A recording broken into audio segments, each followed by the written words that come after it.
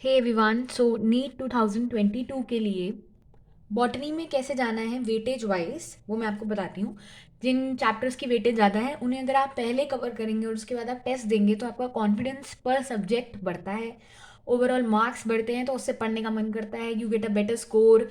तो आप डीमोटिवेट नहीं होते। तो बहुत इंपॉर्टेंट है कि आप वेटेज वाइज पढ़ें, और स्पेशली अगर आपके ज़्यादा वेटेज वाले एरियाज वीक हैं तो उन्हें अभी ठीक करने का टाइम है। सो प्लांट फिजियो, अगर बॉटनी में बात करें क्लास 11th में, तो प्लांट फिजियो अपने आप में 5 चैप्टर्स की है। वेरी वेरी इंपॉर्टेंट, नेग्लेक्ट कर देते हैं। नंबर ऑफ क्वेश्चंस इससे आते हैं 8। स्ट्रक्चरल ऑर्गेनाइजेशन इन प्लांट्स, ये है plant morphology and plant anatomy वाले चैप्टर। स्ट्रक्चरल ऑर्गेनाइजेशन इन प्लांट्स से 6 क्वेश्चन आते हैं। उन दोनों चैप्टर से 3 ईच भी आ सकते हैं, अलग अलग भी आ सकते हैं। मॉर्फोलॉजी बच्चे बार बार रिवाइज करते हैं याद करने के लिए। अगर आपको वैसे याद हो चुका है अभी तक तो वेरी गुड, पर वैसे अभी तक याद नहीं हुआ है तो don't waste time doing it that way. उसके हर एक तरह की चीज़ याद करने के लिए आप निमोनिक्स बना लीजिए। निमोनिक्स रिवाइज करें 2-3 बार। निमोनिक्स पढ़ने से निमोनिक्स हमेशा के लिए याद हो जाएगी। निमोनिक्स नहीं है so I can give it to you, comments में मांग सकते हैं आप। फिर आता है सेल एंड सेल साइकिल के चैप्टर्स। कंटेंट ज़्यादा होता है इसमें, बट पहले का पढ़ा हुआ होता है इसलिए ईजी लगता है। सेल एंड सेल साइकिल बहुत ही ज़्यादा इंपॉर्टेंट चैप्टर्स है। 6 to 7 क्वेश्चंस आते हैं, अभी के लिए मैं 6 मान लेती हूँ। और सेल साइकिल तो ट्रिकी क्वेश्चंस का स्टोर हाउस है। पिछले 3 साल से यहाँ से ट्रिकी क्वेश्चंस आ रहे हैं। उन ट्रिकी क्वेश्चंस के लिए भी मैं एक छोटा सा आपको शॉर्ट्स में बता दूंगी कि किस तरह के क्वेश्चंस में ट्रिक करा जा सकता है सेल साइकिल में आपको। फिर आता है डाइवर्सिटी, ये क्लास 11 की यूनिट 1 है जो बहुत इंपॉर्टेंट है। इसमें बायोलॉजिकल क्लासिफिकेशन इकलौते चैप्टर से ही 4 क्वेश्चन आ जाते हैं। फिर है चैप्टर 1, उससे भी एक क्वेश्चन आता है इस साल, मतलब नीट 2021 में आया था। मस्का डोमेस्टिका से रिलेटेड क्वेश्चन आया था फर्स्ट चैप्टर से।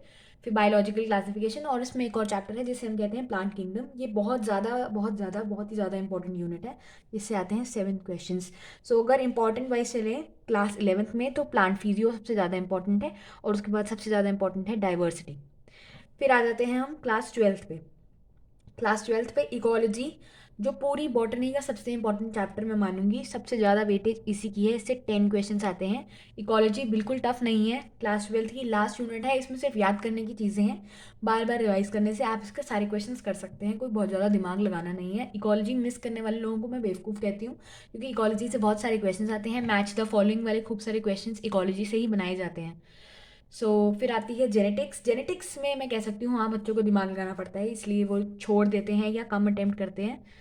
8 to 9 क्वेश्चन इससे आते हैं, जिसमें से ये बताना चाहूँगी मैं कि 4 क्वेश्चन जो हैं वो इजी किल होते हैं। इसलिए ऐसा मत करना कि जेनेटिक्स कभी देखी ही नहीं पढ़ी नहीं अगर आप वीक हैं। बट अगर आप अभी मॉडरेटली स्कोर कर रहे हैं तो आप जेनेटिक्स ज़रूर पढ़ें। इनफैक्ट बायो में कोई भी चीज़ ना छोड़ें, पूरी बायो पढ़ें, क्योंकि ये जो चीज़ है ये आपको 360 मार्क्स स्कोर करा सकती है। और इस साल भी बहुत बच्चों के आए हैं, और मुझे खुद लगता है, पर्सनल बिलीफ है मेरा ये, कि बायो में फुल मार्क्स स्कोर करना बहुत बहुत आसान है, और ये आपकी रैंक को कहाँ से कहाँ ले जा सकती है, और बायो के हिसाब से रैंक तो मिलती ही है। फिर आता है chapter sexual reproduction in flowering plants and chapter 1। ये चैप्टर 1 एंड 2 है ऑफ क्लास 12th बायो। ये भी बहुत इंपॉर्टेंट है, और इनमें से 5 क्वेश्चंस मिल जाते हैं। चैप्टर 1 तो क्या ही है, उसमें एक क्वेश्चन आएगा चैप्टर 1 से। 4 क्वेश्चन दे रहा है आपको ये चैप्टर 2। सो इस पर बहुत ज़्यादा टाइम देने की ज़रूरत है, और ये बहुत सिंपल है। अगर इसका कोई टॉपिक नहीं आता तो आप कमेंट कर सकते हैं। इनफैक्ट इनमें से किसी भी चैप्टर का कोई भी टॉपिक आपको नहीं आता है या कोई चैप्टर नहीं आता है, मैं आपको एक्सप्लेन कर सकती हूँ if you ask me to do it in the comment section. फिर है biology in human welfare unit.